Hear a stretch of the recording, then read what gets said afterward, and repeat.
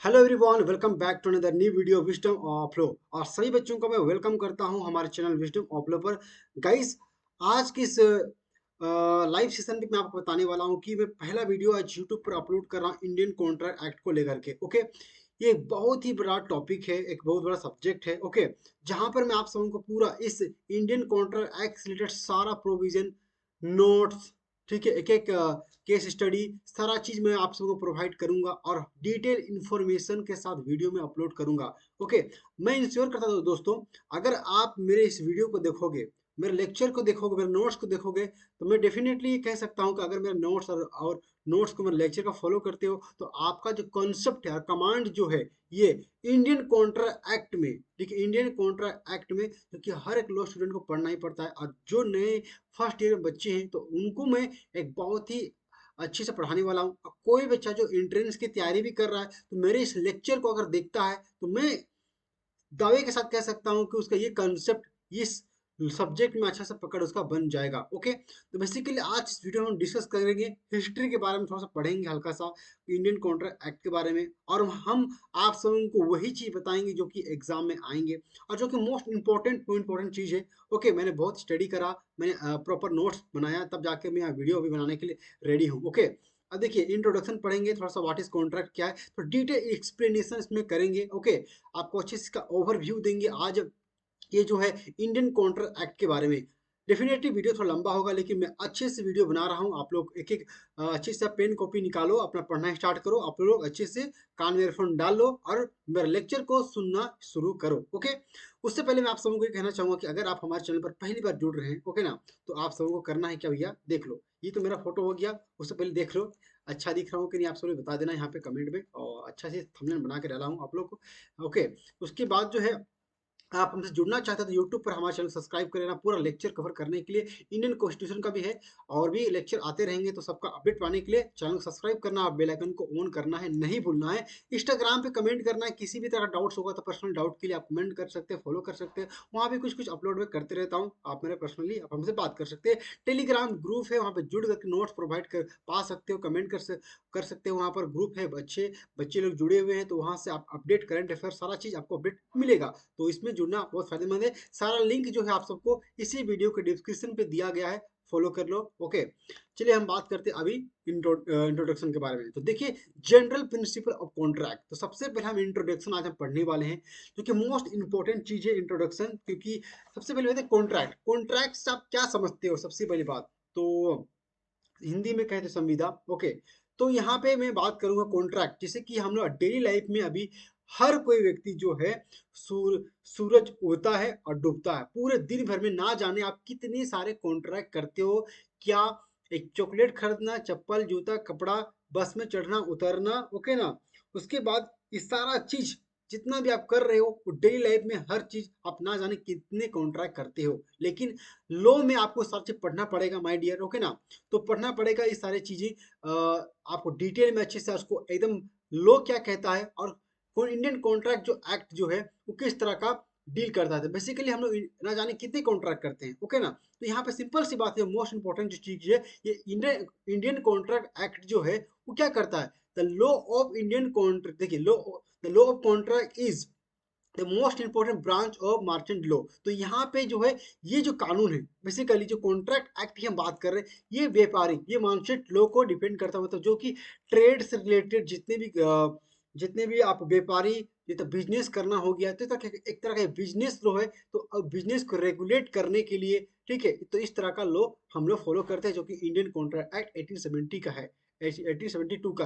बाकी सब हम कवर करने वाले, सुनना ध्यान से। Okay, without such a law, ठीक है, यहाँ भी बोला था, बिना कोई भी कानून के ये सब कुछ डिफिकल्ट होगा आप लोगों को, कोई भी काम को एक प्रॉपर मैनर को करने के लिए, मतलब कि हर काम को हमें अच्छे से ढंग से करने के लिए भैया, हम लोग को तो कुछ कानून, कुछ रूल और रेगुलेशन तो बनाना पड़ेगा। तो सेंट्रल गवर्नमेंट ये इस चीज को फॉलो करता है, पूरे इंडिया में फॉलो किया जाता है, कौन सा, इंडियन कॉन्ट्रैक्ट एक्ट फॉलो किया जाता है। ओके ना, अब समझना यहाँ पे बताया। तो देखिए, तो यहाँ पे ये बहुत डिफिकल्ट है, बता दिया इंट्रोडक्शन में लिखा है, इस सबको नोट्स कर लेना आप लोग। ओके, ये बहुत डिफिकल्ट है कॉन्ट्रैक्ट, मतलब मर्चेंट जो लॉ है, व्यापारिक लॉ, जो बिजनेस लॉ को रेगुलेट करने के लिए हमें इंडियन कॉन्ट्रैक्ट एक्ट जो लॉ है उसका मदद लेना पड़ता है। कोई भी बिजनेस करने के लिए, कोई एनी ट्रेड और business in a smooth manner, smooth manner के लिए हमें बिजनेस लॉ का बहुत ही जरूरी है। तो अब बात करते हैं, the law of contract is applicable not only business but also all to all day to day personal dealing. तो हम पर्सनल डीलिंग के लिए भी, जितना भी आज हम लोग मॉल में जाते हैं, पर्सनली बात करते हैं कोई भी चीज का, ठीक है, तो पर्सनल डीलिंग भी करता है कौन सा, इंडियन कॉन्ट्रैक्ट एक्ट। इनफैक्ट यहाँ तक कि each one of us enter into a number of contracts from sunset and sun, ठीक है, सनराइज एंड सनराइज। तो हम लोग जो है सूरज उगने से लेकर सूरज डूबने तक कितना जाने कितने कॉन्ट्रैक्ट करते हैं, ये इंट्रोडक्शन में लिखा है। उसके बाद when a person by a newspaper और राइड्स अ बस और परचेस गुड्स, ठीक है, और gives his radio for repair और बोरो अ बुक फ्रॉम लाइब्रेरी। तो यहाँ पे सिंपल सी बात है, हम लोग न्यूज़पेपर ही खरीदते हैं, या हम किसी बस में चढ़ते हैं, या कोई सामान परचेज करते हैं, ओके, या अपने रेडियो को रिपेयर करने के लिए, तो कोई भी आदमी को अपना गाड़ी का रिपेयर कर देते हैं, अपना मोबाइल का रिपेयरिंग कर देते हैं, या हम बुक, इनफैक्ट कि हम लोग बुक लाइब्रेरी से बुक लेते हैं, ये सारा चीज क्या है, कॉन्ट्रैक्ट आता है, कॉन्ट्रैक्ट में आता है। तो he is actually enter into a contract, simple सी बात है। एक लाइन को मैंने आपको यहाँ पे समझा रहा हूँ, ओके।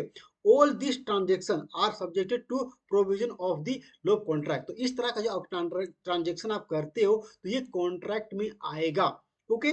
तो हम लोग इसका लीगल प्रोविजन भी जानेंगे, एक तरह का मैं इंट्रोडक्शन आपको बता रहा हूँ, okay. The terms of business law refer to those rules which govern and regulate business transaction.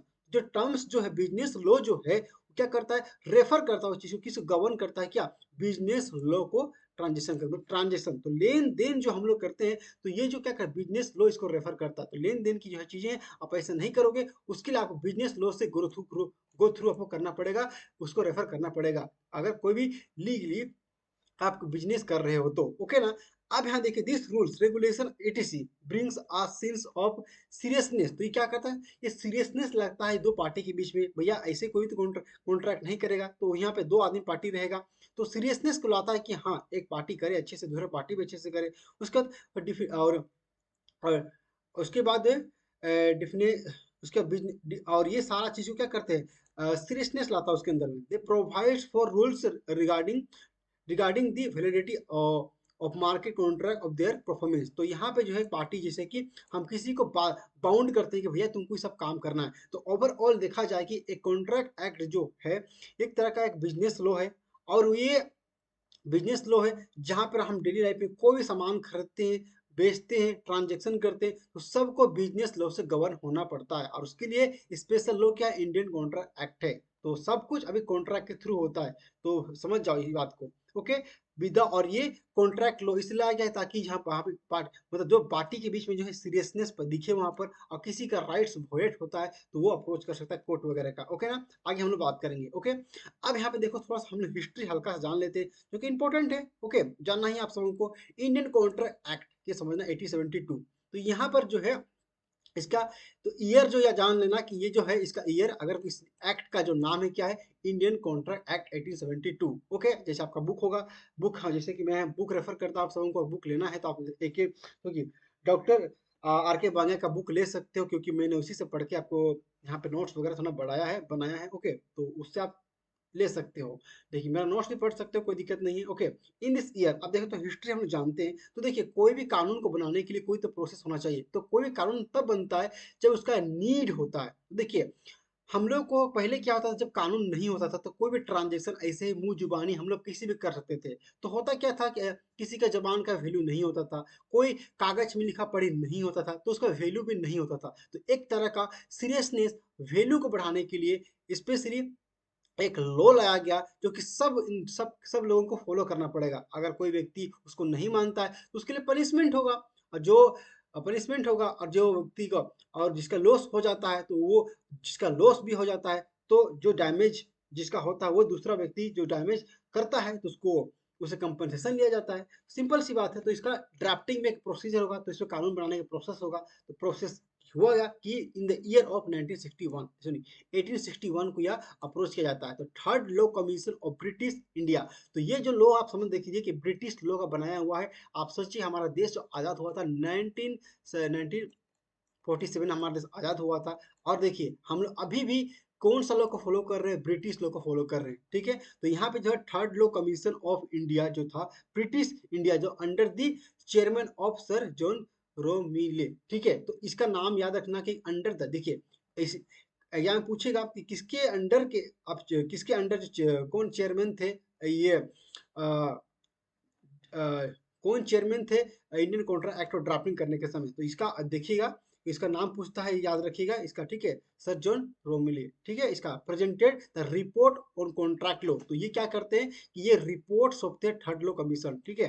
तो ये जो है presented the report on contract law for the India, India के सामने जो है ये क्या करते हैं, इसके अंडर में जो लॉ कमीशन कर रहा था और ये रिपोर्ट सौंपते हैं, ठीक, गवर्नमेंट को, ओके ना। तो law commission submitted a draft. अब ये देखिए कोई भी लॉ बनता है तो उसको ड्राफ्ट किया जाता है, ओके ना। तो एक ड्राफ्ट बना था, अभी ये कानून नहीं बनता है तो इसको इंडिया में लागू करने के लिए प्रोसेस होता है, ओके। उसके लिए हम कभी सेपरेट वीडियो बनाएंगे। तो उसके लिए एक ड्राफ्ट था, एक कानून नहीं था, एक सिंपल सा पेज में था, पन्ना पन्ना था ये। तो इसको लागू करने के लिए जो है सिंपली भेजा गया इसको कमीशन के पास, ठीक है, लो कमीशन के पास को ये सबमिट कर देगा। और डेट याद रखिएगा 28 जुलाई 1986। देखिए तो ये जो ये कौन सा 1861 में शुरू हुआ और 1866 में ये क्या हुआ, ड्राफ्ट होकर कंप्लीट हुआ, जो कि 28 जुलाई इसका डेट है। उसके बाद समझना यहाँ पे कि draft contract after several amendment. तो यहाँ पे जो हुआ ड्राफ्ट होने के बाद भी बहुत सारे अमेंडमेंट हुए,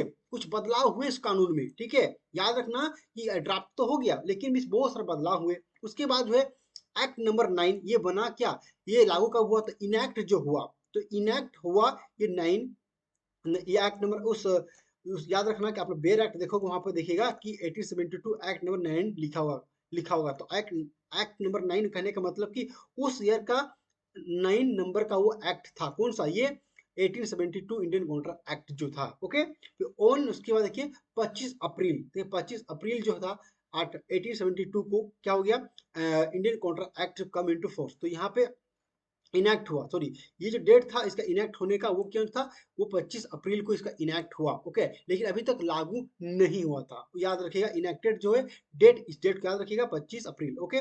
उसके बाद जो है पूरे देश में जो लागू हुआ, इन्फोर्समेंट जो हुआ उसका 1 सितंबर 1872 को ये पूरे देश में लागू हुआ। The Indian Contract Act 1872 one of the most oldest in Indian laws remains. तो ये जो है बहुत ही ओल्डेस्ट लॉ है, सब जान सकते हैं। और ये जो बनाया गया था कानून, ये पास्ट जो हो गया था लेजिस्लेटिव के द्वारा, ये प्री इंडिपेंडेंट इंडिया, तो इंडिया का जो आजाद होने से पहले ही जो है ये लॉ लागू किया जाता था, प्री इंडिपेंडेंट लॉ है ये, ओके। उस समय से लागू है, 1872 से लागू है, सोचिए कितना साल हो गया, अभी भी हम इसको फॉलो करते हैं। कुछ नया चेंजेस जरूर आना चाहिए इसमें।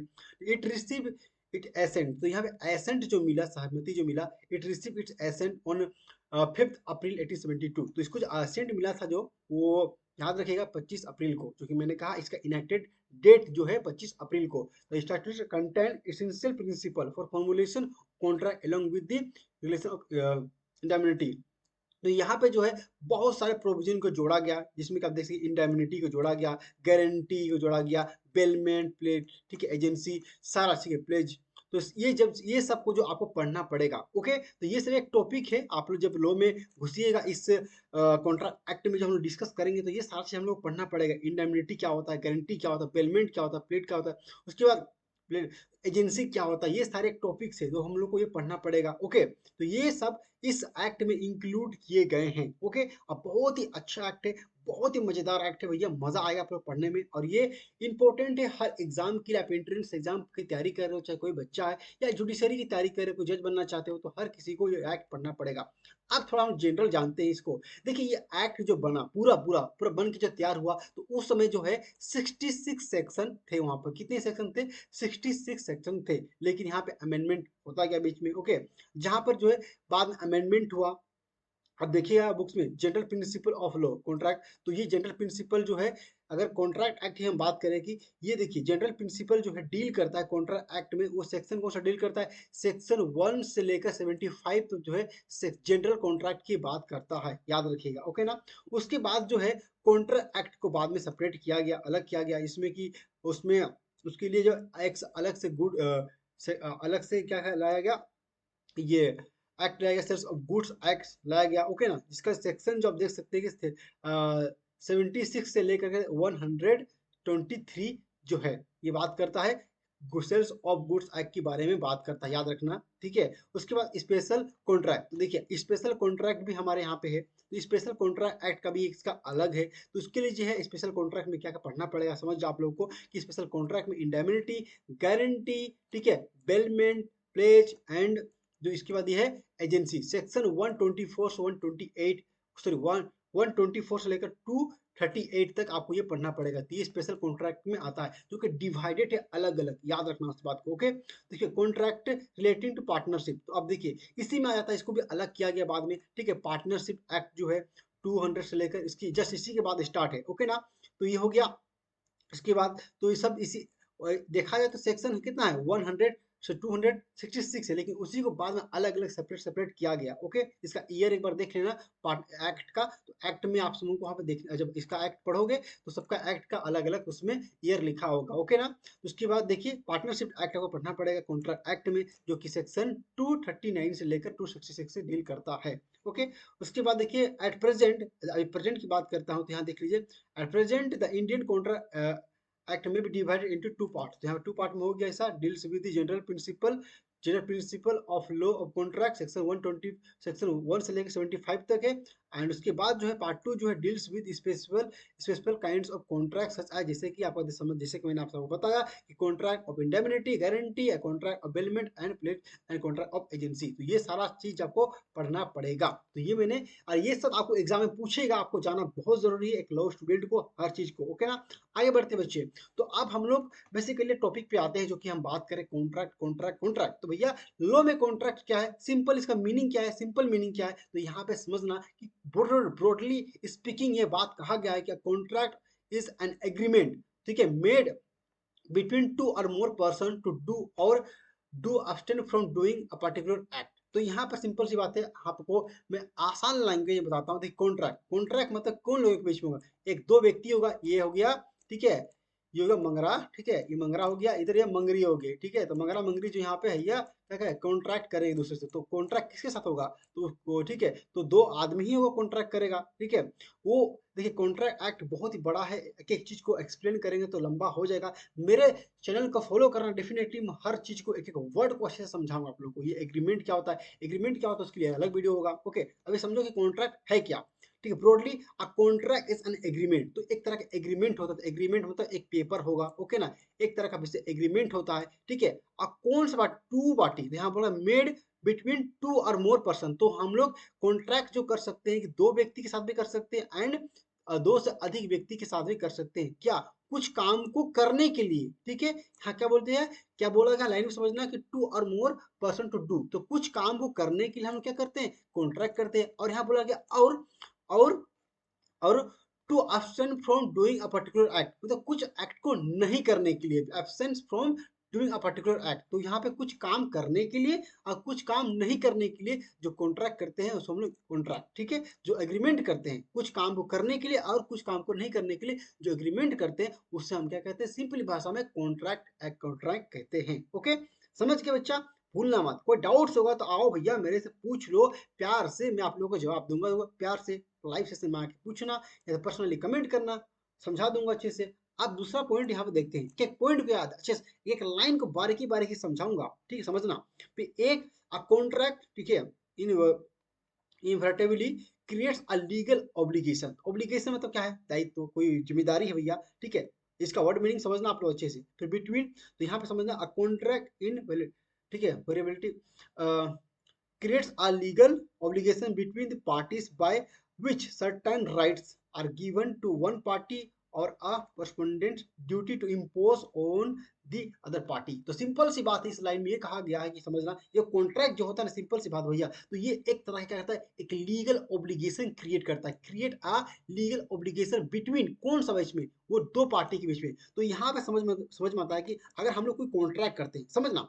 कि हम लोग कॉन्ट्रैक्ट कर रहे हैं, पेपर है, और कोई भी कॉन्ट्रैक्ट कर रहे हैं कि क्या कॉन्ट्रैक्ट कर रहे हैं कि भैया मेरा लैपटॉप मुझे बेचना है, ठीक है, मेरे जो लैपटॉप सूट कर मुझे लैपटॉप ये बेचना है, तो लैपटॉप मुझे बेचना है, तो यहाँ पे एक लीगल ऑब्लिगेशन कर रहे हैं कि हाँ भैया कि मैं एक अमाउंट में आप लोग को दूंगा, सपोज एग्जाम्पल कि मुझे पाँच पाँच 10,000 में लैपटॉप बेच रहा हूँ, तो मुझे पैसा चाहिए और ये मुझे लैपटॉप देगा। ठीक है, मैं लैपटॉप बेच रहा हूँ, मैं लैपटॉप खरीद रहा हूँ और आप मैं लैपटॉप खरीद रहा हूँ, आप लैपटॉप मुझे दे रहे हो, तो ये क्या कर रहे हो, तो एक तरह का कॉन्ट्रैक्ट हम लोग पेपर में करते हो। तो यहाँ पे क्या हो गया, कॉन्ट्रैक्ट पेपर में करने के बाद जो है, जो अगर मैं आपसे ले लेता हूँ लैपटॉप, तो मैं आपको पैसा दूंगा 10,000, जो कॉन्ट्रैक्ट में लिखा गया है। तो एक तरह क्या करता है, एक लीगल ऑब्लिगेशन क्रिएट करता है कि हाँ ये मेरा दायित्व है भैया, अगर मैं लैपटॉप लिया हूँ तो पैसा भी मुझे देना पड़ेगा। और ये एक पार्टी के बीच में, दोनों पार्टी के बीच में क्या करता है, ये लीगल ऑब्लिगेशन क्रिएट करता है, बाय विच सर्टेन राइट, और वहां पर आपको कुछ राइट भी मिलता है, अधिकार भी मिलता है भैया।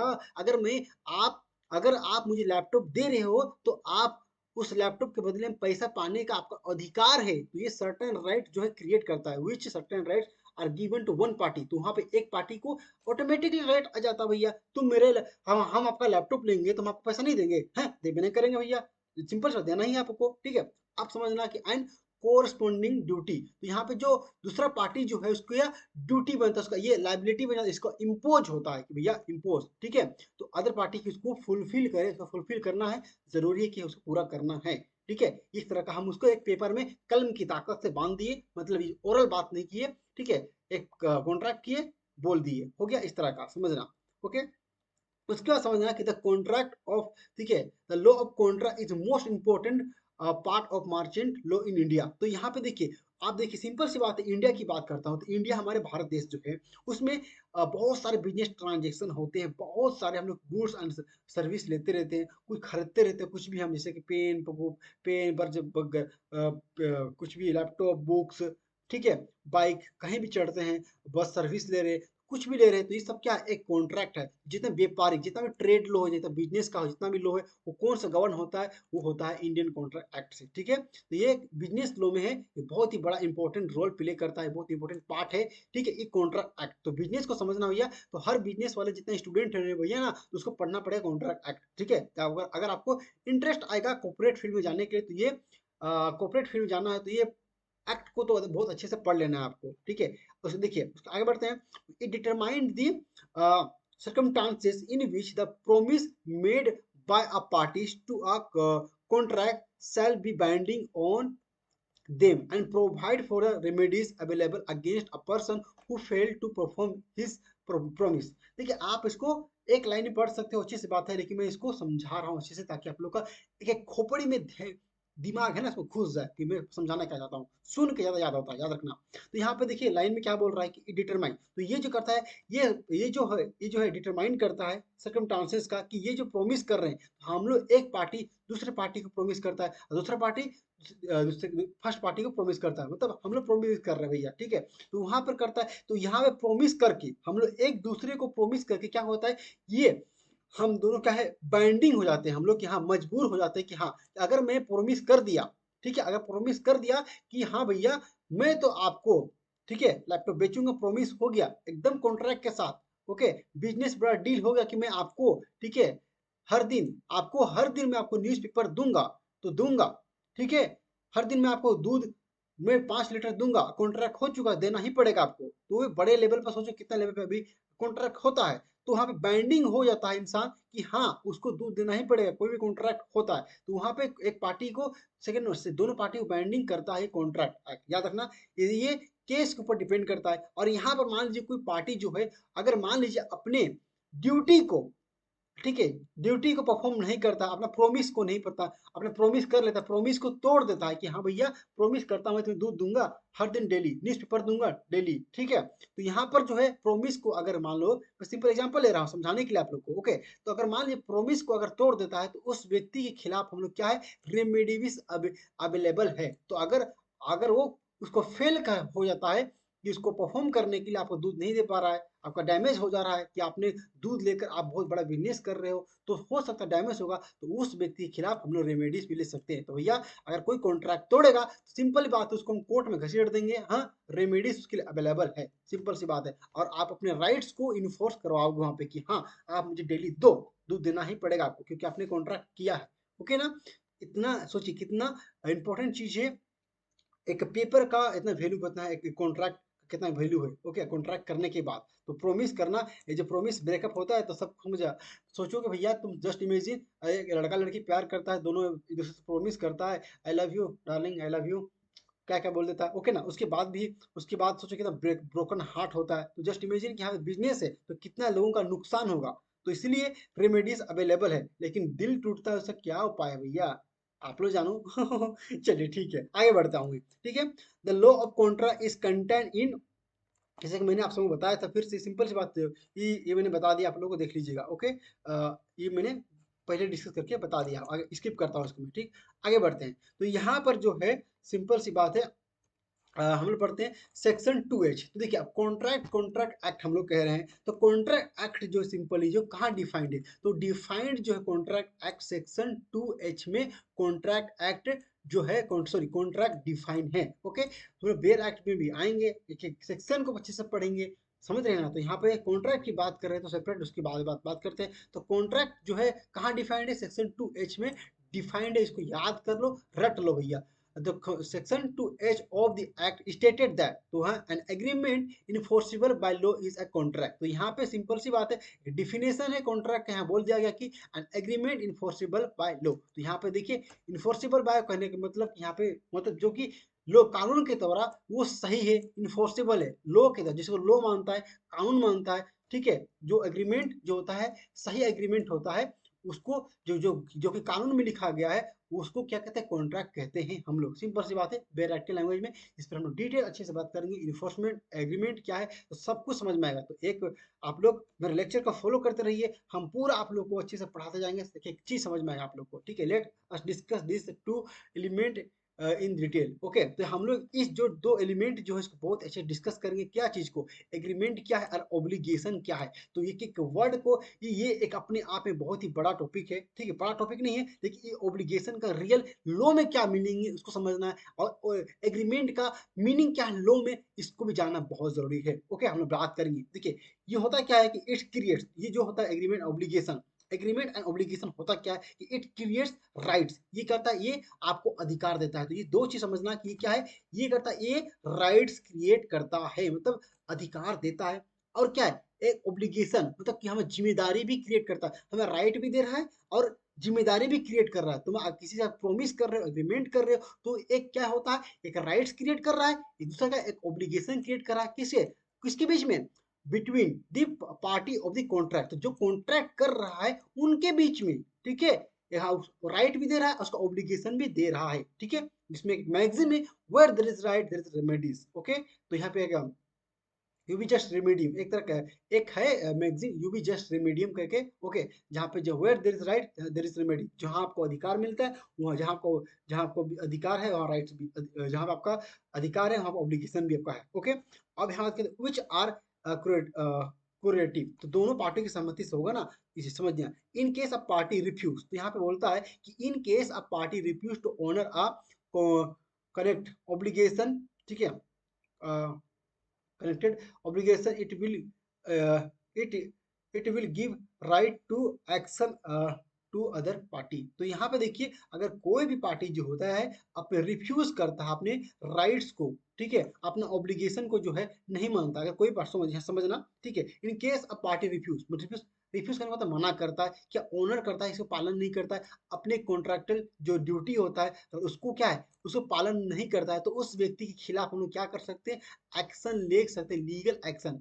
ठीक है, हम लोग ले सकते हैं अदर पार्टी के खिलाफ जो कि प्रोमिस को नहीं मान रहा है, तोड़ दिया। ठीक है, जो कि कॉन्ट्रैक्ट तोड़ दिया, उसके खिलाफ हम लोग क्या कर सकते हैं, हम लोग एक्शन ले सकते हैं। ठीक है, अगर ओके, और जो आपका राइट्स का वॉयलेट करता है तो। ठीक है, अब यहाँ पे सिंपल बात समझना कि आगे बढ़ते हैं। ठीक है, according to terms of section 10, देखिए सेक्शन 10 में एक बहुत ही बड़ा बात यहाँ बोला गया है कि N agreement is a valid contract. तो यहाँ पे सेक्शन 10 क्या बोलता है समझना है यहाँ पे। सेक्शन 10 इसको मैं और भी बताऊंगा, अच्छे से बताऊंगा, लेकिन इसी से रिलेटेड है, इसलिए मैं यहाँ पे इस पर डिस्कस कर रहा हूँ। देखिए, according to the term of the section 10 of the act, an agreement is an void, sorry, an agreement is valid contract if it is made by free consent.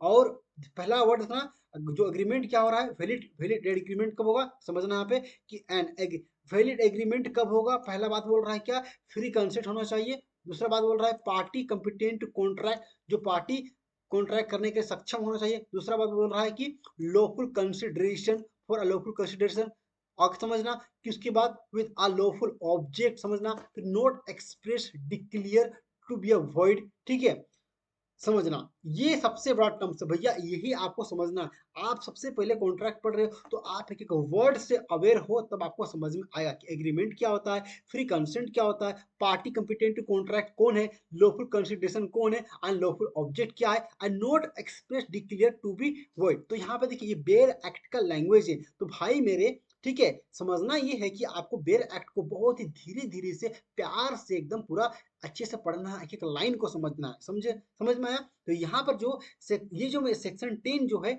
ये मैं इसको थोड़ा सा आपको बता देता हूँ, ठीक है, कि एग्रीमेंट यहाँ समझना कि सेक्शन 10 ये बोल रहा है कि हम लोग कोई भी एग्रीमेंट कर रहे हैं तो वैलिड कॉन्ट्रैक्ट करने के लिए, तो वैलिड एग्रीमेंट करने के लिए हम लोग, एग्रीमेंट गलत भी तो हो सकता है ना, तो वैलिड एग्रीमेंट करने के लिए जो है आपका फ्री कंसेंट देना बहुत जरूरी है कि हाँ भैया फ्री कंसेंट नहीं कि, ठीक है। उसके बाद पार्टी का कंपिटेंट होना, मतलब पार्टी जो है ना सक्षम होनी चाहिए कॉन्ट्रैक्ट करने के लिए।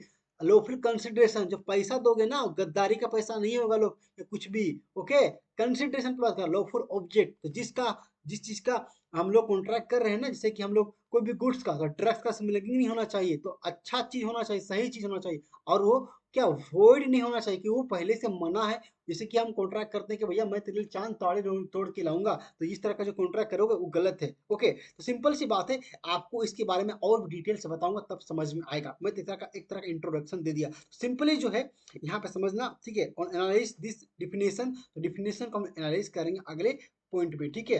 तो यहाँ पे देखिए एग्रीमेंट, ओके। तो आज की इस वीडियो में मैं आप सबको इतना एक इंट्रोडक्शन दे दिया।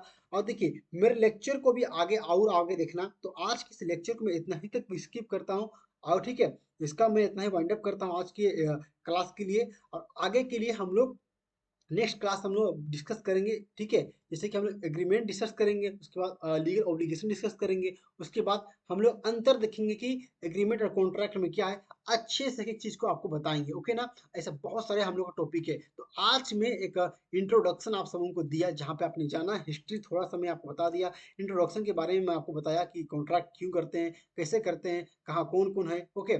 उसके बाद व्हाट इज कॉन्ट्रैक्ट, तो कॉन्ट्रैक्ट क्या है वो भी मैंने बताया। अभी मैं सब कुछ बताने वाला हूँ। ये जो इंपॉर्टेंट टॉपिक सेक्शन 10 जो है बहुत इंपॉर्टेंट है। इस सब टर्म को सब समझाना है आपको मेरे को, ओके ना, कि वैलिड कॉन्ट्रैक्ट क्या होता है ये भी समझना है बाबू लोग आपको, ठीक है। एग्रीमेंट क्या होता है ये भी अपने आप में एक टॉपिक है। उसके बाद फ्री कंसेंट क्या होता है ये भी जानना है आपको, जो कि मैं यहाँ पे लिखा हूँ कॉम्पिटेंट कॉन्ट्रैक्ट, तो इसको मैं डिटेल में एक्सप्लेन करूंगा बच्चों, तो इसको चिंता नहीं करना है। नेक्स्ट वीडियो आएगा तो फॉलो कर लेना, समझ रहे हो ना। इसीलिए आपको क्या करना है, आपको लाइक कर लेना है, आपको हमारे चैनल को, ठीक है, पसंद, सॉरी, वीडियो चैनल को सब्सक्राइब करना है भैया, वीडियो को लाइक करना है, गलती से बोला गया, कोई बात नहीं। तो चलिए इस वीडियो में इतना ही हम लोग जुड़ते हैं, ओके। और आगे का इस वीडियो में इतना ही। वीडियो शेयर वीडियो को लाइक चैनल सब्सक्राइब करना मत भूलिएगा। ये सब देख रहे हो पीडीएफ आप ही लोग के लिए है भैया, ठीक है। चलिए bye bye, good night, sweet dream.